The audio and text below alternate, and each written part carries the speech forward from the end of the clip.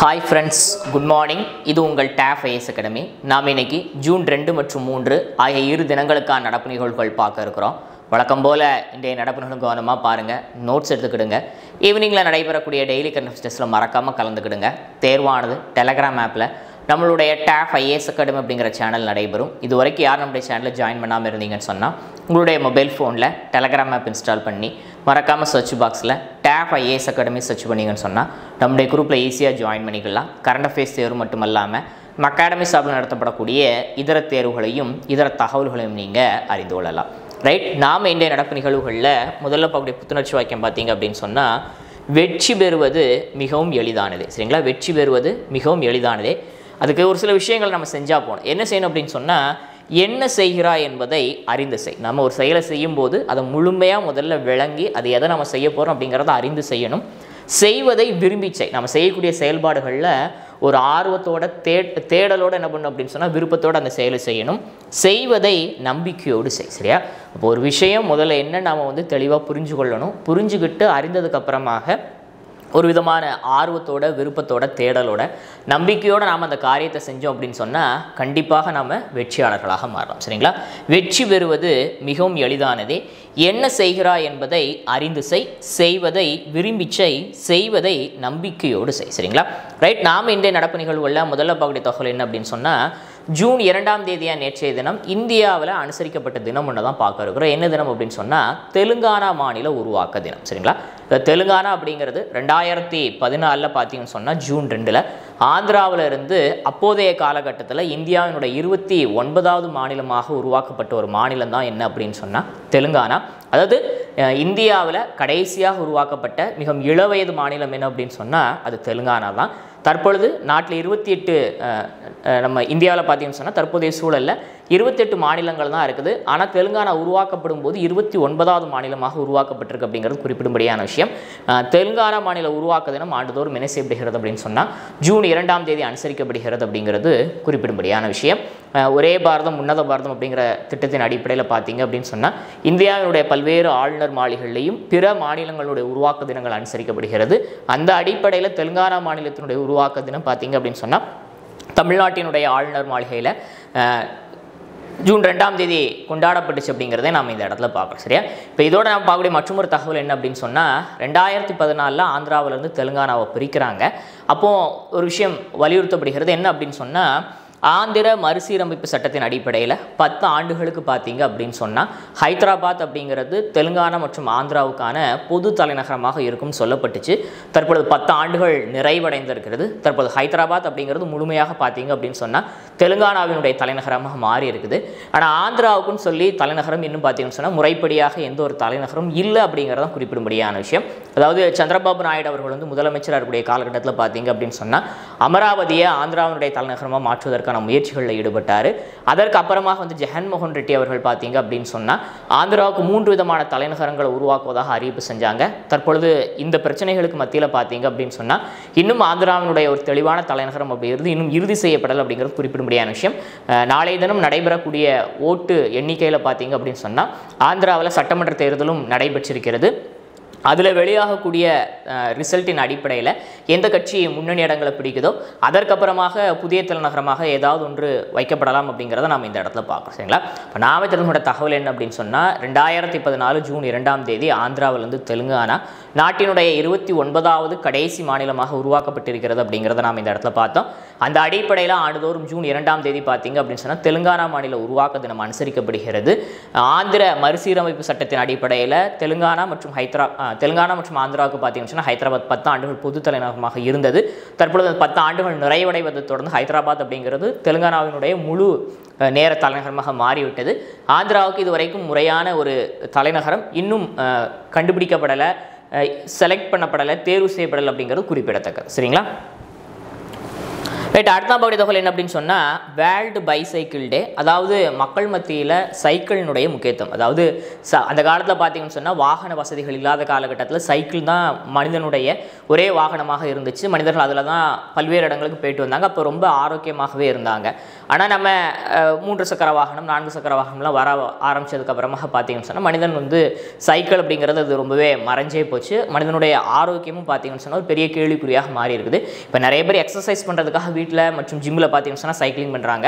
ஆனால் உண்மையாகவே பார்த்தீங்க அப்படின்னு சொன்னால் பொது போக்குவரத்தில் மிதிவண்டியை நம்ம பயன்படுத்தணும் அப்படின்னு சொன்னால் நம்முடைய உடம்பு வந்து ரொம்ப ஆரோக்கியமாக இருக்கும். அதாவது மக்கள் மத்தியில் சைக்கிளால் ஏற்படக்கூடிய பலாபலன்கள் ஆரோக்கியம் குறித்த விழிப்புணர்வு ஏற்படுத்துவதற்காகவும் பொது போக்குவரத்தில் சைக்கிளினுடைய பயன்பாட்டை அதிகரிப்பதன் மூலமாக இயற்கைக்கு உகந்த சுற்றுச்சூழலுக்கு ஏற்ற ஒரு போக்குவரத்தாக சைக்கிளை மாற்றுவது குறித்த விழிப்புணர்வு மக்கள் மத்தியில் ஏற்படுத்துவதற்காகவும் பார்த்தீங்க அப்படின்னு சொன்னால் ஆண்டுதோறும் இந்த ஜூன் 3ஆம் தேதி உலக மிதிவண்டி தினமாக அனுசரிக்கப்படுகிறது, வேர்ல்ட் பைசைக்கிள் டேயாக. இந்த தினத்திற்கான தீம் கருப்பொருள் என்ன அப்படின்னு சொன்னால் promoting health, equity and sustainability through cycling. அதாவது சைக்கிள் ஓட்டுதல் மூலம் ஆரோக்கியம், சமபங்கு மற்றும் நிலைத்தன்மையை மேம்படுத்தல் அப்படிங்கிறது இந்த ஆண்டத்திற்கான தீமாக கருப்பொருளாக வடிவமைக்கப்பட்டு சரிங்களா. இப்போ நாம தெரிஞ்சுக்கிற தகவல் என்ன அப்படின்னு சொன்னால் ஒவ்வொரு ஆண்டும் ஜூன் 3ஆம் தேதி உலகளாவிய அளவில் மக்கள் மத்தியில் பொது போக்குவரத்தில் மிதிவண்டியை பயன்படுத்துவது குறித்த விழிப்புணர்வு ஏற்படுத்துவதற்காகவும் அது சுற்றுச்சூழலுக்கு உகந்த ஒரு போக்குவரத்து முறை ஏற்படுத்துவதற்காகவும் சைக்கிளினால் ஏற்படக்கூடிய பலாபலன்கள் குறித்து ஆரோக்கியம் குறித்து மக்கள் மத்தியில் ஒரு விழிப்புணர்வு ஏற்படுத்தி அதிகமான மக்களை சைக்கிளிங் செய்ய வைப்பது குறித்த புரிதலை ஏற்படுத்துவதற்காகவும் ஆண்டுதோறும் பார்த்தீங்கன்னு சொன்னால் வேர்ல்டு பைசைக்கிள் டே ஜூன் 3 அனுசரிக்கப்படுகிறது அப்படிங்கிறத பார்த்தோம். இந்த தினத்திற்கான தீம் கருப்பொருள் என்ன அப்படின்னு சொன்னால் promoting health, equity and sustainability through cycling அப்படிங்கிறது இந்த தினத்திற்கான தீமாக கருப்பொருளாக இருக்குது அப்படிங்கிறது குறிப்பிடத்தக்க சரிங்களா. அடுத்து பாருங்க, 3வது பாயிண்ட் என்ன அப்படின்னு சொன்னால் சட்டமன்ற தேர்தல் முடிவுகள். அதாவது நாட்டில் வந்து 18வது மக்களவைக்கான தேர்தல் நடத்தி முடிக்கப்பட்டிருக்குது 7 கட்டங்களாக. அதனுடைய வாக்குகள் எல்லாம் பார்த்தீங்கன்னு சொன்னால் ஜூன் 4ஆம் தேதி நாளைய தினம் எண்ணி ரிசல்ட் அறிவிக்கப்பட இருக்குது. ஆனால் 2 மாநிலங்கள், அதாவது இந்த நாடாளுமன்ற தேர்தலோடு சேர்த்து பார்த்தீங்கன்னு சொன்னால் ஒரு 5 மாநிலங்களுக்கு வந்து என்ன நடத்தப்பட்டுச்சு அப்படின்னு சொன்னால் சட்டமன்ற தேர்தல்களும் நடத்தப்பட்டுச்சுங்களா. இப்போ இந்த தேர்தல்களில் 2 மாநிலங்களில் அதனுடைய அந்த சட்டப்பேரவையினுடைய ஆயுட்காலம் நேற்றைய தினத்தோட நிறைவடைகிறது. அதன் காரணமாக அந்த 2 மாநிலங்களில் மட்டும் அந்த சட்டப்பேரவைக்கான வாக்கு மட்டும் என்ன பண்ணுச்சு அப்படின்னு சொன்னால் எண்ணி முடிக்கப்பட்டு நேற்றைய தினம் வந்து ரிசல்ட் அறிவிக்கப்பட்டிருக்குது. அந்த 2 மாநிலங்கள் என்ன அப்படின்னு சொன்னால் ஒன்று அருணாச்சல பிரதேசம் மற்றும் ஒன்று பார்த்தீங்கன்னு சொன்னால் சிக்கிம் சரிங்களா. அருணாச்சல பிரதேசம் பொறுத்த வரைக்கும் ஏற்கனவே பார்த்தீங்கன்னு சொன்னால் பாரதிய ஜனதா கட்சியில் தான் ஆட்சியில் இருந்தாங்க. முதலமைச்சராக யார் இருந்தார் அப்படின்னு சொன்னால் பெமா காண்டு இருந்தார் சரிங்களா.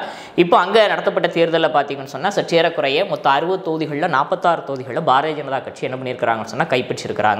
அந்த அடிப்படையில் அதாவது தேர்தலுக்கு முன்னாலே பார்த்தீங்கன்னு சொன்னால் 10 தொகுதிகளில் அன்னபோஸ்டாக எம்எல்ஏஸ் தேர்ந்தெடுக்கப்பட்டாங்க. அது இப்போ வின் பண்ணதின் அடிப்படையில் பார்த்தீங்கன்னு சொன்னால் ஒட்டுமொத்தமாக 60 தொகுதிகளில் சற்றேறக்குறைய 46 தொகுதிகளை பாரதிய ஜனதா கட்சி கைப்பற்றி 3வது முறையாக என்ன பண்ணியிருக்கிறாங்க அப்படின்னு சொன்னால் அருணாச்சல பிரதேசத்தில் ஆட்சி அமைக்க இருக்கிறாங்க. மேக்ஸிமம் பெமா காண்டு அவர்களை மீண்டும் என்ன செய்யப்படலாம் அப்படின்னு சொன்னால் முதலமைச்சராக பொறுப்பதற்கான வாய்ப்புகளும் இருக்குது சரிங்களா. Right, okay. அதே போல் சிக்கிமில் பார்த்தீங்கன்னு சொன்னால் சிக்கிம் கிராந்திகாரி மோர்ச்சா அப்படிங்கக்கூடிய கட்சி என்ன பண்ணியிருக்கு அப்படின்னு சொன்னால் 2வது முறையாக வின் பண்ணியிருக்கிறாங்க. கடந்த சட்டமன்ற தேர்தல் அவங்க தான் வின் பண்ணி பார்த்தீங்க அப்படின்னு சொன்னால் ஆட்சி அதிகாரத்தில் இருந்தாங்க. மொத்த தொகுதிகள் சற்றேறக்குறைய 32 31 தொகுதிகளை கைப்பற்றி என்ன பண்ணியிருக்கிறாங்கன்னு சொன்னால் ஒரு அபரிவிதமான வெற்றி அவங்க அடைஞ்சிருக்கிறாங்க. அதன் மூலமாக தொடர்ந்து 2வது முறையாக அந்த கட்சி என்ன பண்ணியிருக்கு அப்படின்னு சொன்னால் ஆட்சி அதிகாரத்தை கைப்பற்றியிருக்கிறாங்க. அந்த மாநிலத்தில் யார் முதலமைச்சராக இருந்தாங்க அப்படின்னு சொன்னால் பிரேம்சிங் தமாங் இருந்தார். மீண்டும் அவர் 2வது முறையாக பொறுப்பேற்பதற்கான வாய்ப்புகளும் இருக்குது சரிங்களா. இப்போ நாம் தெரிந்துகிட்ட தகவல் 2 மாநிலங்களில் நடைபெற்ற சட்டப்பேரவைக்கான தேர்தல் முடிவுகள் வெளியாக இருக்குது. அந்த அடிப்படையில் அருணாச்சல பிரதேசத்தில் 3வது முறையாக பாரதிய ஜனதா கட்சி வெற்றி பெற்றிருக்கிறாங்க. சற்றேறக்குறைய 60 தொகுதிகள் 46 தொகுதிகளில் வின் பண்ணியிருக்கிறாங்க. அதேபோல் சிக்கிமில் 2வது முறையாக தொடர்ந்து பார்த்தீங்க அப்படின்னு சொன்னால் சிக்கிம் கிராந்திகாரி மோர்ச்சா அப்படிங்கக்கூடிய கட்சி மொத்தம் இருக்கக்கூடிய 32 இடங்களை 31 இடங்களை கைப்பற்றி என்ன பண்ணியிருக்குன்னு சொன்னால் ஆட்சியை கைப்பற்றியிருக்கிறாங்க அப்படிங்கிறத பார்த்தோம். அருணாச்சல பிரதேசத்தில் இதற்கு முன்னால் பெமா காண்டு முதலமைச்சராக இருந்தார். சிக்கிமில் இதற்கு முன்னால் பிரேம்சிங் தமாங் முதலமைச்சராக இருந்தாங்க அப்படிங்கிறது குறிப்பிடும்படியான விஷயம். கூடிய விரைவில் எம்எல்ஏக்கள் கூட்டம் நடத்தப்பட்டு புதிய முதலமைச்சர் தேர்ந்தெடுக்கப்பட்டு பொறுப்பேற்பாங்க அப்படிங்கிறது குறிப்பிடத்தக்க சரிங்களா. மக்களவைக்கான தேர்தல் முடிவுகள் எல்லாம் நாளை தினம் வெளியாகுது அப்படிங்கிறது உங்களுக்கு தெரியும் சரியா. அடுத்த பகுதி தகவல் என்ன அப்படின்னு சொன்னால் தாஷிகாங் வாக்குச்சாவடி சரிங்களா. ஏன் நம்ம இந்த தாஷிகாங் வாக்குச்சாவடியை மட்டும் பார்க்க காரணம் என்ன அப்படின்னு சொன்னால் இந்த உலகத்திலேயே மிக உயரமான இடத்துல அமைந்திருக்கக்கூடிய வாக்குச்சாவடி அப்படின்னு சொல்லி கின்னஸ் ரெக்கார்டு பண்ணியிருக்கக்கூடிய ஒரு வாக்குச்சாவடி தான் என்ன அப்படின்னு சொன்னால் இந்த தாஷிகாங். இது எங்கே அமைஞ்சிருக்கு அப்படின்னு சொன்னால் ஹிமாச்சல பிரதேசத்தில் அமைஞ்சிருக்குது. ஹிமாச்சல பிரதேசத்தில் மண்டி அப்படிங்கக்கூடிய ஒரு தொகுதி இருக்குது சரிங்களா, நாடாளுமன்ற தொகுதி. இந்த நாடாளுமன்ற தொகுதியில் பார்த்தீங்கன்னு சொன்னால் கங்கனா ரனாவத் என்ன பண்ணுறாங்கன்னு சொன்னால் பாரதிய ஜனதா கட்சி சார்பில் போட்டிட்டு இருக்கிறாங்க. உங்களுக்கு நன்றாகவே தெரியும். இப்போ இந்த தொகுதியில் இருக்கக்கூடிய ஒரு வாக்கு வாக்குச்சாவடி தான் என்ன அப்படின்னு சொன்னால் இந்த தாஷிகாங். அதாவது இந்திய சீன எல்லையை ஒட்டின பகுதியில் கடல் மட்டத்திலிருந்து மலைக்கு மேலே சற்றேறக்குறைய பார்த்தீங்கன்னு சொன்னால் 15,256 அடி உயரத்தில் ஸ்பிதி பள்ளத்தாக்கில் உலகினுடைய உயரமான வாக்குச்சாவடியாக இது அமைந்திருக்கிறது அப்படிங்கிறது குறிப்பிடும்படியான விஷயம். இங்கே பார்த்தீங்கன்னு சொன்னால் வெயில் காலங்களிலேயே இங்கே டெம்பரேச்சர் எப்படி இருக்குன்னு சொன்னால் வெறும் 20 டிகிரிக்குள்ளாக தான் இருக்கும் அப்படிங்கிறது குறிப்பிடும்படியான விஷயம். குளிர்காலங்களில் -35 டிகிரி வரைக்கும் இருக்குமா. அந்த அளவுக்கு ரொம்ப ஒரு அற்புதமான பகுதி தான் என்ன அப்படின்னு சொன்னால் இந்த தாஷிகாங். மொத்தமே பார்த்தீங்கன்னு சொன்னால் 62 வாக்காளர்கள் இருக்கிறாங்க. இவங்க வாக்களிப்பதற்காக என்ன செய்யப்பட்டிருக்குன்னு சொன்னால் இந்திய தேர்தல் ஆணையத்தால் அங்கே வந்து வாக்குச்சாவடி அமைக்கப்பட்டு தற்போது இந்த 18வது மக்களவைத் தேர்தலில் ஓட்டிங் எல்லாம் அங்கே நடைபெற்றிருக்கிறது அப்படிங்கிறத நாம் இந்த இடத்துல பார்க்குறோம். சரிங்களா? அது மட்டும் இல்லாமல் 18வது நாடாளுமன்ற தேர்தல் வந்து இந்தியாவில் சற்றேறக்குறைய 7 கட்டங்களாக நடத்தப்பட்டுச்சு. இதில் ஒட்டுமொத்தமாக பார்த்தீங்க அப்படின்னு சொன்னால் இந்தியாவில் இந்த 18வது மக்களவைத் தேர்தலில் சற்றேறக்குறைய 64.98% என்ன செஞ்சிருக்கு அப்படின்னு சொன்னால் வாக்குகள் பதிவாக இருக்குது. தோராயமாக 65%. சரிங்களா? ஏற்கனவே கடந்த ஆண்டோட ஒப்பிடும்போது பார்த்தீங்கன்னு சொன்னால் ஒரு 2-2.5% என்ன பண்ணியிருக்குன்னு சொன்னால் ஓட்டிங் குறைஞ்சு தான் இருக்குது.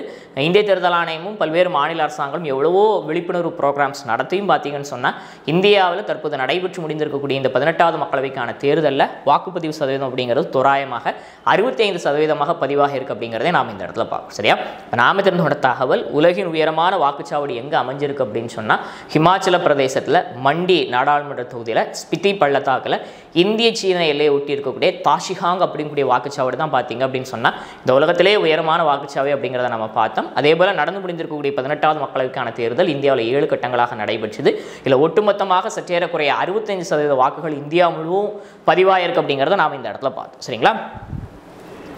அடுத்த பாவடி தகவல் என்ன அப்படின்னு சொன்னால் ஹெலன் மேரி ராபர்ட்ஸ். சரிங்களா? ஹெலன் மேரி ராபர்ட்ஸ் யார் அப்படின்னு சொன்னால் பாகிஸ்தானில் கிறிஸ்துவ சமூகத்தை சார்ந்த சிறுபான்மையினராக அங்கே இருக்கக்கூடிய சமூகத்தை சார்ந்த ஒரு இராணுவத்தில் பணியாற்றக்கூடிய ஒரு மருத்துவர் தான் யார் அப்படின்னு சொன்னால் இந்த ஹெலன் மேரி ராபர்ட்ஸ். சற்றேறக்குறைய 26 ஆண்டுகளாக என்ன பண்ணுறாங்க அப்படின்னு சொன்னால் பாகிஸ்தான் இராணுவத்தில் இவங்க மருத்துவ அதிகாரியாக பணியாற்றிட்டு இருக்கிறாங்க. தற்பொழுது அவங்களுக்கு என்ன வழங்கப்பட்டிருக்கு அப்படின்னு சொன்னால் பாகிஸ்தான் இராணுவத்தில் பிரிகேடியர் அப்படிங்கக்கூடிய ஒரு அந்தஸ்து ஒரு பதவி வழங்கப்பட்டிருக்கு அப்படிங்கிறத பார்க்குறோம். பாகிஸ்தானை பொறுத்த வரைக்கும் பாகிஸ்தான் இராணுவத்தில் ஒரு சிறுபான்மையின சமூகத்தை சார்ந்த ஒரு பெண்மணி ஒருத்தவங்க முதல் முறையாக என்ன பண்ணியிருக்காங்க அப்படின்னு சொன்னால் பிரிகேடியர் அப்படிங்கக்கூடிய அந்தஸ்தை பெற்றிருக்கிறாங்க. அந்த பெருமைக்குரிய நபராக இப்போ யார் மாறி இருக்கிறாங்கன்னு சொன்னால் ஹெலன் மேரி ராபர்ட்ஸ் மாறி இருக்கிறாங்க அப்படிங்கிறதான் நாம் இங்கே பார்க்குறோம். சரியா? இப்போ நாம தெரிந்த தகவல் பாகிஸ்தான் இராணுவத்தில் சற்றேறக்குறைய 26 ஆண்டுகளுக்கு மேலாக பணியாற்றி கொண்டிருக்கக்கூடிய கிறிஸ்துவ சமூகத்தை சார்ந்த பெண்மணியான ஹெலன் மேரி ராபர்ட்ஸ் அவர்கள் பாகிஸ்தான் இராணுவம் அந்த இராணுவத்தில் பிரிகேடியர் அப்படிங்கக்கூடிய அந்தஸ்து வழங்கி கௌரவப்படுத்தி இருக்கிறது. இதன் மூலமாக பாகிஸ்தான் இராணுவத்தில் பிரிகேடியர் அந்தஸ்தை பெற்றிருக்கக்கூடிய முதலாவது சிறுபான்மையின சமூகத்தை சார்ந்த பெண்மணி அப்படிங்கக்கூடிய பெருமைக்குரிய நபராக ஹெலன் மேரி ராபர்ட்ஸ் மாறி இருக்கிறாங்க அப்படிங்கிறத நாம் இந்த இடத்துல பார்த்தோம். சரிங்களா? அடுத்த பகுதி தகவல் என்னன்னு சொன்னால் சாங்கே 6 விண்கலம். ஏற்கனவே இந்த விண்கலம் விண்ணுக்கு அனுப்பப்படக்கூடிய காலகட்டத்தை நம்ம அது குறித்து பார்த்தோம். தற்போது இந்த விண்கலம் வெற்றிகரமாக என்ன செய்யப்பட்டிருக்கக்கூடிய நிலவினுடைய பேக் சைடில் இருள் சூழ்ந்த பகுதியில் இது வெற்றிகரமாக தரையிறக்கப்பட்டிருக்கு அப்படிங்கிறத நம்ம பார்க்குறோம். சரிங்களா? நம்ம பூமியிலிருந்து பார்க்கும்போது நிலவினுடைய ஒரு பக்கத்தை மட்டும் தான் நம்ம பார்க்குறோம். நிலவினுடைய நம்ம பார்க்காத அடுத்த பக்கம் பார்த்தீங்கன்னு சொன்னால் இருள் சூழ்ந்த பகுதியாக கொள்ளப்படுகிறது. அந்த பகுதியில் இருந்து அங்கே இருக்கக்கூடிய மண், கல், பாறை போன்ற விஷயங்களை சேகரித்து வருவதற்காக சீனா பார்த்தீங்க அப்படின்னு சொன்னால் என்ன பண்ணியிருக்குன்னா சாங்கே 6 அப்படிங்கிற பேரில் ஒரு ஆய்வுக்கலவனை மே மாதத்தினுடைய ஆரம்பத்தில் விண்ணுக்கு அனுப்புனாங்க. நிலவில் அது நேற்றைய தினம் பார்த்தீங்கன்னு சொன்னால் வெற்றிகரமாக தரையிறக்கப்பட்டிருக்குது. அதில் 4 விதமான பொருட்கள் அடங்கி இருக்குது அந்த ஆய்வுக்கலனில். ஆர்பிட்டர், லேண்டர், அசண்டர் மற்றும் ரீஎன்ட்ரி கலன். அதாவது இதில் இருக்கக்கூடிய லேண்டர் என்ன பண்ணும் அப்படின்னு சொன்னால் ஒரு 2 தினங்கள் வந்து நிலவினுடைய மேற்பகுதிகளில் உலாவி அங்கே இருக்கக்கூடிய பாறை, கல் போன்ற விஷயங்கள் ஒரு 2 கிலோ வரைக்கும் என்ன பண்ணு சொன்னால் அது சேகரிக்கும். துளையிட்டு சேகரித்த பொருட்களை ரீஎன்ட்ரி கலன் அதாவது அசண்டர் போன்ற விஷயங்கள் அது வந்து அசம்பிள் பண்ணி என்ன பண்ணும் அப்படின்னு சொன்னால் ரீஎன்ட்ரி கலன் மூலமாக அது பூமிக்கு கொண்டு வரப்பட இருக்குது. பூமியில் வந்து ஆய்வுகள் நடத்தப்பட இருக்குது அப்படிங்கிறதே நாம் இந்த இடத்துல பார்க்கணும். சரியா? இப்போ நாம தன்னோட தகவல் என்ன அப்படின்னு சொன்னால் நிலவினுடைய இருள் சூழ்ந்த பகுதியில் குறிப்பாக தென் துருவ பகுதியில் பார்த்தீங்க அப்படின்னு சொன்னால் ஆய்வுக்கலனை சீனா வெற்றிகரமாக தரையிறக்கி இருக்கிறாங்க. அதனுடைய பேர் என்ன அப்படின்னு சொன்னால் சாங்கே 6. அது மட்டும் இல்லாமல் அந்த பகுதிகளிலிருந்து மாதிரிகளை சேகரித்து கொண்டு வந்து பூமியில் ஆய்வுகளை மேற்கொள்ள இருக்கிறாங்க அப்படிங்கிறத நாம் இந்த இடத்துல பார்த்தோம். சரிங்களா? நெக்ஸ்ட் நாம் அப்படி தகவல் என்ன அப்படின்னு சொன்னால் தாய்லாந்தில் நடைபெற்ற ஒலிம்பிக் குத்துச்சண்டை உலக தகுதி சுற்று போட்டி, அதாவது பாரிஸ் ஒலிம்பிக் போட்டிக்கு தகுதி பெறுவதற்கான தகுதி சுற்று ஆட்டங்கள் வந்து தாய்லாந்தில் நடைபெற்றிருக்கிறது. இதில் 2 இந்தியர்கள் என்ன பண்ணியிருக்கிறாங்கன்னு சொன்னால் தற்போது பாரிஸ் ஒலிம்பிக்கு தகுதி பெற்றிருக்கிறாங்க அப்படிங்கிறத நம்ம பார்க்குறோம். அந்த அடிப்படையில் ஆண்கள் பிரிவை பொறுத்த வரைக்கும் அமித் பங்கால், சரிங்களா, 51 கிலோ எடை பிரிவில் இவர் அரையிறுதியில் வின் பண்ணி இறுதி சுற்றுக்கு முன்னேறி இருக்கிறார். இதன் மூலமாக பாரிஸ் ஒலிம்பிக் போட்டிக்கு தகுதி பெற்றிருக்கிறாரு. அதே மகளிரை பொறுத்த வரைக்கும் 57 கிலோ எடை பிரிவில் ஜாஸ்மின் லம்போரி என்ன பண்ணியிருக்கிறாங்கன்னு சொன்னால் இவங்களும் அரையிறுதியில் வின் பண்ணி இறுதிப் போட்டிக்கு முன்னேறி இருக்கிறாங்க. இதன் மூலமாக இவங்க 2 பேரும் பார்த்தீங்க அப்படின்னு சொன்னால் எதிர்வரக்கூடிய பாரிஸ் ஒலிம்பிக் போட்டிக்கு தகுதி பெற்றிருக்கிறாங்க. இதுவரைக்கும் இந்தியாவிலிருந்து இந்த குத்துச்சண்டை போட்டிகளில் பார்த்தீங்கன்னு சொன்னால் 4 பெண்கள் மற்றும் 2 ஆண்கள் உட்பட 6 பேர் இதுவரைக்கும் என்ன பண்ணியிருக்கிறாங்கன்னு சொன்னால் பாரிஸ் ஒலிம்பிக் போகிறதுக்காக தகுதி பெற்றிருக்கிறாங்க அப்படிங்கிறத நாம் இந்த இடத்துல பார்ப்போம். சரியா? இப்போ நாம தெரிந்து கொண்ட தகவல், இந்திய குத்துச்சண்டை வீரரான அமித் பங்காலும் குத்துச்சண்டை வீராங்கனையான ஜாஸ்மின் லம்போரியாவும் எதிர்வரக்கூடிய பாரிஸ் ஒலிம்பிக் போட்டிக்கு தகுதி பெற்றிருக்கிறாங்க அப்படிங்கிறத நாம் இந்த இடத்துல தெரிஞ்சுக்கணும். சரிங்களா? நெக்ஸ்ட் நாம் பார்க்குற தகவல் என்னன்னு சொன்னால், லண்டனில் நடைபெற்ற சாம்பியன்ஸ் லீக் கால்பந்து போட்டி. சரிங்களா? ரொம்ப பரபரப்பாக நடைபெற்ற இந்த போட்டியினுடைய இறுதிப் போட்டியில் பார்த்தீங்கன்னு சொன்னால் ரியல் மேட்ரிட் அடி என்ன பண்ணியிருக்கிறாங்கன்னு சொன்னால் 2-0 அப்படிங்கிற கோல் கணக்கில் புரூசியா டாட்மண்ட் அப்படிங்கக்கூடிய அந்த டீமை தோற்கடித்து சாம்பியன் படத்தை கைப்பற்றியிருக்கிறாங்க. அதாவது ஒரு தடவை 2 தடவை இல்லை, 15வது முறையாக என்ன பண்ணியிருக்கிறாங்கன்னு சொன்னால் ரியல் மேட்ரிட் இந்த கோப்பையை கைப்பற்றிருக்கிறது.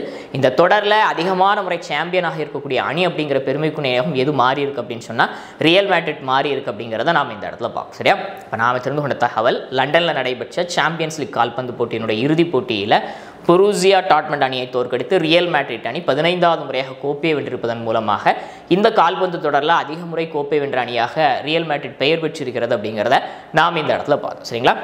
நெக்ஸ்ட் நாம் அப்படி தகவல் என்னன்னு சொன்னால், நம்ம ஏற்கனவே டிஸ்கஸ் பண்ண விஷயம் தான். சரியா? அதாவது 9வது T20 உலகக்கோப்பை கிரிக்கெட் போட்டிகள் ஜூன் 2 அமெரிக்காவில் தொடங்கப்பட்டிருக்கு அப்படிங்கிறத பார்க்குறோம். அதே இந்த ஆண்டு பார்த்தீங்கன்னு சொன்னால் வழக்கத்திற்கு மாறாக 2 நாடுகள் இணைந்து என்ன பண்ணுது அப்படின்னு சொன்னால் இந்த போட்டிகள் நடத்து. குறிப்பாக பார்த்தீங்கன்னு சொன்னால் அமெரிக்கா இந்த போட்டியை நடத்துது அப்படிங்கிறத நம்ம இந்த இடத்த பார்க்குறோம். அமெரிக்காவில் கிரிக்கெட்டுக்கு ஒரு போதிய வரவேற்பு இல்லை.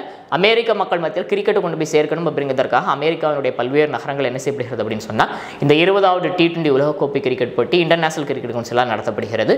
அந்த அடிப்படையில் தொடக்க போட்டிகள் பார்த்தீங்கன்னு சொன்னால் அமெரிக்காவில் தொடங்கி இருக்குது. அமெரிக்கா மற்றும் மேற்கிந்திய தீவுகள் இணைந்து என்ன பண்ணுறாங்க அப்படின்னு சொன்னால் இந்த ஆண்டுக்கான இந்த 9வது T20 உலகக்கோப்பை போட்டியை நடத்துறாங்க அப்படிங்கிறது குறிப்பிடத்தக்கது. இதில் இந்தியா உட்பட சற்றேறக்குறைய 20 அணிகள் என்ன பண்ணியிருக்கிறாங்கன்னு சொன்னால் பங்கேற்றிருக்கிறாங்க. 4 டீமாக பிரிக்கப்பட்டு தற்பொழுது போட்டிகள் நடைபெற்று வருகிறது. தன்னுடைய ஆரம்ப தொடக்க நாள் போட்டியில் அமெரிக்கா வின் பண்ணி இருக்குது அப்படிங்கிறத நாம் இந்த இடத்துல பார்க்குறோம். சரிங்களா?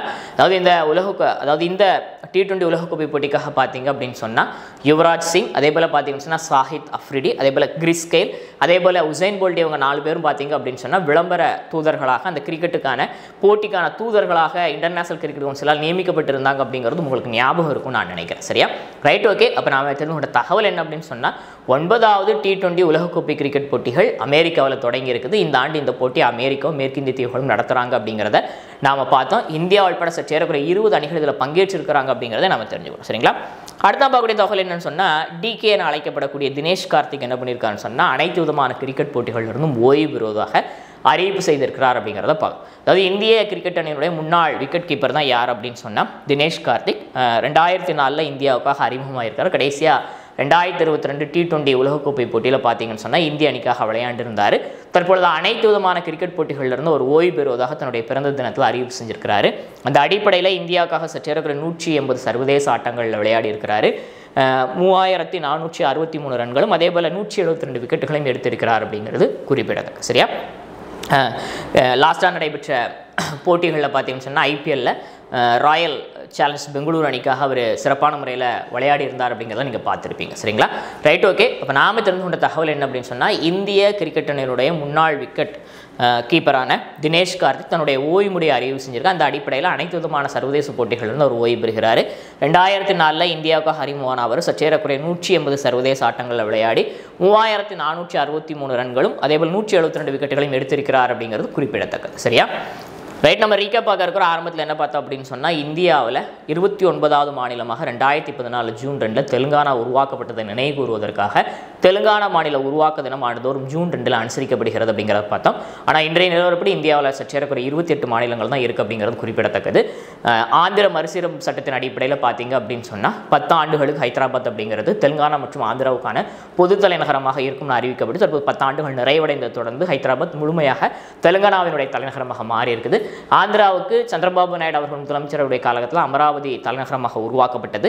அடுத்ததாக ஜெகன்மோகன் ரெட்டி அவர்கள் 3 பகுதிகளை ஆந்திராவினுடைய தலைநகரங்களாக அறிவிப்பு செஞ்சார்.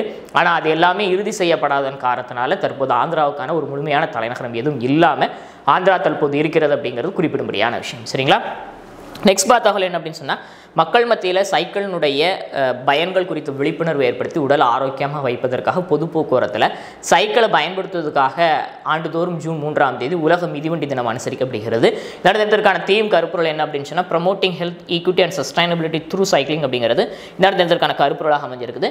அடுத்தாக அருணாச்சல பிரதேசம் மற்றும் சிக்கிமில் நடைபெற்ற சட்டமன்ற தேர்தலுக்கான வாக்கு முடிவுகள் வெளியாக அந்த அடிப்படையில் அருணாச்சல பிரதேசத்தில் 3வது முறையாக பாரதிய ஜனதா கட்சி ஆட்சி அதிகாரத்தை கைப்பற்றியிருக்கிறாங்க. சற்றேறக்குறைய 60 இடங்கள் 46 இடங்களை கைப்பற்றியிருக்கிறாங்க. அந்த மாநிலத்தினுடைய முதலமைச்சராக பெமா காண்டு இருந்தார். மீண்டும் ஒரு பொறுப்பேற்பதற்கான வாய்ப்புகள் இருக்கு. அதேபோல சிக்கிமில் நடைபெற்ற சட்டமன்ற தேர்தலில் சற்றேறக்குறைய 32 இடங்கள் 31 இடங்களை கைப்பற்றி பார்த்தீங்கன்னு சொன்னால் சிக்கிம் கிராந்த்காரி மோர்ச்சா அப்படிங்கக்கூடிய கட்சி 2வது முறையாக ஆட்சி அதிகாரத்தை கைப்பற்றியிருக்கிறாங்க. இதற்கு முன்னால் அந்த கட்சி சார்பில் பார்த்தீங்கன்னு சொன்னால் பிரேம் சிங் தமாங் வந்து முதலமைச்சராக இருந்தார். மீண்டும் அவர் புதிய முதலமைச்சராக பொறுப்பேற்பதற்கான வாய்ப்புகள் இருக்கு. சரிங்களா? அடுத்த பார்த்தவர்கள் என்ன அப்படின்னு சொன்னால் நடைபெற்ற நாடாளுமன்ற தேர்தலில் ஹிமாச்சல பிரதேசத்தில் மண்டி அப்படிங்கக்கூடிய நாடாளுமன்ற தொகுதி இருக்குது.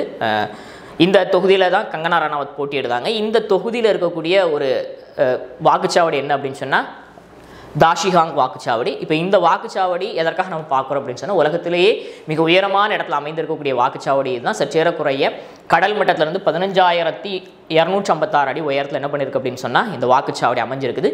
இந்திய சீன எல்லை ஒட்டி இருக்கக்கூடிய ஸ்பிதி பள்ளத்தாக்கில் இது அமைஞ்சிருக்கிறது அப்படிங்கிறது குறிப்பிடும்படியான விஷயம். உலகினுடைய உயரமான வாக்குச்சாவடியின் பெயர் பெற்றிருக்கிறது இது அப்படிங்கிறது குறிப்பிடத்தக்கது. நடைபெற்ற நாடாளுமன்ற தேர்தலில் வெறும் 62 வாக்காளர்களுக்காக இங்கு வாக்குச்சாவடி அமைக்கப்பட்டது அப்படிங்கிறது குறிப்பிடத்தக்கது. சரிங்களா? நடந்து முடிந்த நாடாளுமன்ற தேர்தலில் 7 கட்டங்களாக தேர்தல் நடத்தப்பட்டுச்சு. இந்த தேர்தலில் ஒட்டுமொத்தமாக பார்த்தீங்கன்னு சொன்னால் சற்றேறக்குறைய 65% வாக்குகள் பதிவாகி இருப்பதாக இந்திய தேர்தல் ஆணையம் தெரியப்படுத்தி இருக்கிறாங்க அப்படிங்கிறத பார்த்தோம். சரிங்களா? அடுத்த பார்த்தவர்கள் என்ன அப்படின்னு சொன்னால் பாகிஸ்தான் இராணுவத்தில் பார்த்தீங்கன்னு சொன்னால் சற்றேறக்குறைய 26 ஆண்டுகளுக்கு மேலாக மருத்துவராக பணியாற்றி வருவவங்க வந்து ஹெலன் மேரி ராபர்ட்ஸ். தற்பொழுது அவங்க என்ன செய்யப்பட்டிருக்கிறாங்கன்னு சொன்னால் பிரிகேடியர் பதவி அவங்களுக்கு வழங்கப்பட்டிருக்கு. இதன் மூலமாக பாகிஸ்தானில் முதல் முறையாக சிறுபான்மையின சமூகத்தை சார்ந்த பெண்மணி ஒருத்தங்க என்ன பண்ணியிருக்கிறாங்கன்னு சொன்னால் பிரிகேடியராக பொறுப்பேற்றிருக்கிறாங்க அப்படிங்கிறத நாம் இந்த இடத்துல பார்த்தோம். அடுத்தாக நிலவினுடைய இருள் சூழ்ந்த பகுதியான பின்பகுதிக்கு சீனா வந்து சாங்கே 6 அப்படிங்கிற பேரில் ஒரு ஆய்வுக்கலன் அனுப்பியிருந்தாங்க. அந்த ஆய்வுக்கலன் வெற்றிகரமாக தரையிறக்கப்பட்டிருக்குது. அதில் 4 விதமான பகுதிகள் இருக்குது. ஒன்று பார்த்தீங்கன்னு சொன்னால் ஆர்பிட்டர், லேண்டர், அசெண்டர் மற்றும் ரீஎன்ட்ரி கலன். அதாவது இது வந்து நிலவினுடைய மேல் பகுதியில் இருள் சூழ்ந்த பகுதியில் ஒரு 2 தினங்கள் உலாவி துளையிட்டு அங்கிருந்து கல் மண் போன்ற மாதிரிகளை சேகரித்து பூமிக்கு அது திரும்ப கொண்டு வரப்பட்டு ஆய்வுகள் மேற்கொள்ளப்பட இருக்கு அப்படிங்கிறத நாம் இந்த இடத்துல பார்த்தோம். சரிங்களா? அடுத்த பார்த்தவர்கள் என்னன்னு சொன்னால் தாய்லாந்து நடைபெற்ற ஒலிம்பிக் குத்துச்சண்டை உலக தகுதி போட்டிகளில் வெற்றி பெற்றதன் மூலமாக இந்திய வீரரான அமித் பங்காலும் வீராங்கனையான ஜாஸ்மின் லம்போரியாம் என்ன பண்ணியிருக்கிறாங்கன்னு சொன்னால் எதிர்வரக்கூடிய பாரிஸ் ஒலிம்பிக் போட்டிக்கு தகுதி பெற்றிருக்கிறாங்க அப்படிங்கிறத பார்த்தோம். ஏற்கனவே இதற்கு முன்னால் இவங்க எல்லாத்தையும் சேர்த்து ஒட்டுமொத்தமாக இது வரைக்கும் 2 ஆண்களும் 4 பெண்கள் உட்பட 6 பேர் இந்தியாவிலிருந்து குத்துச்சண்டை பிரிவில் பாரிஸ் ஒலிம்பிக் போட்டிக்கு தகுதி பெற்றிருக்கிறாங்க அப்படிங்கிறது குறிப்பிடத்தக்கது. அடுத்தாக பார்த்தீங்கன்னு சொன்னால் லண்டனில் நடைபெற்ற சாம்பியன்ஷிப் கால்பந்து போட்டியில் இறுதிப் போட்டியில் ஃபொரூசியா டாட்மண்ட் அப்படிங்கக்கூடிய அணியை வீழ்த்தி ரியல் மேட்ரிட் அணி என்ன பண்ணியிருக்கு அப்படின்னு சொன்னால் சாம்பியன் படத்தை 15வது முறையாக கைப்பற்றியிருக்கிறாங்க. இந்த தொடரில் மட்டுமே சற்றேறக்குறைய அதிக முறை சாம்பியன் பட்டம் வென்றக்கூடிய அணியாக எது மாறி இருக்கு அப்படின்னு சொன்னால் ரியல் மேட்ரிட் மாறி இருக்கு அப்படிங்கிறத பார்த்தோம். சரிங்களா? அடுத்தாக 9வது T20 உலகக்கோப்பை கிரிக்கெட் போட்டிகள் இன்டர்நேஷனல் கிரிக்கெட் கவுன்சிலால் தொடங்கி வைக்கப்பட்டிருக்கு ஜூன் 2. இந்த ஆண்டு அமெரிக்கா மற்றும் மேற்கிந்திய தீவுகள் இணைந்து இந்த போட்டியை நடத்துகிறாங்க. இந்தியாவில் பட சற்றே 20 நாடுகள் இதில் பங்கேற்றிருக்கிறாங்க. தொடக்க நாள் நிகழ்வுகள் நடைபெற்ற போட்டிகளில் அமெரிக்கா வின் பண்ணியிருக்கு அப்படிங்கிறத நம்ம பார்த்தோம். அமெரிக்காவில் முதல் முறையாக ஒரு கிரிக்கெட் போட்டிகள் பிரம்மாண்டமாக நடத்தப்படுவது தான் முதல் முறை அப்படிங்கிறது குறிப்பிடத்தக்கது. அதேபோல் Usain Bolt, Yuvraj Singh, Shahid Afridi and Chris Gayle இவங்க 4 பேரும் பார்த்தீங்கன்னா T20 உலகக்கோப்பை கிரிக்கெட் போட்டிக்கான தூதுவர்களாக ஐசிசியால் நியமிக்கப்பட்டிருக்கிறாங்க அப்படிங்கிறது குறிப்பிடத்தக்கது. அடுத்து இந்திய கிரிக்கெட் அணியினுடைய முன்னாள் விக்கெட் கீப்பரான தினேஷ் கார்த்திக் என்ன பண்ணியிருக்காருன்னு சொன்னால் அனைத்து விதமான கிரிக்கெட் போட்டிகள் வந்து ஓய்வு பெறுவதாக அறிவு செஞ்சிருக்கார். 2004 இந்திய அணிக்காக அறிமுகமாக 2022 T20 உலகக்கோப்பை வரைக்கும் அவர் விளையாடி இருக்கிறார். இந்திய அணிக்காக சர்வதேச போட்டிகளில் மற்றும் 180 ஆட்டங்களில் விளையாடி 3463 ரன்கள் 172 விக்கெட்டுகளும் கைப்பற்றியிருக்கிறார் அப்படிங்கிறது குறிப்பிடத்தக்கது. சரிங்களா? இன்றைய நடப்பு நிகழ்வுகள் உங்களுக்கு பயனளிக்கக்கூடிய வகையில் இருந்திருக்கு. நான் நினைக்கிறேன் இந்த வீடியோ உங்களுக்கு பிடிச்சிருந்துன்னு சொன்னால் லைக் பண்ணுங்கள், ஷேர் பண்ணுங்கள், சப்ஸ்கிரைப் பண்ணுங்கள். மறக்காமல் ஈவினிங்கில் நடைபெறக்கூடிய டெய்லி கன்வெர்சேஷனில் கலந்துக்கிடுங்க. உங்களது வேல்யூபிள் கமெண்ட்ஸை கமெண்ட் பாக்ஸில் பதிவிடுங்க. தேங்க்யூ.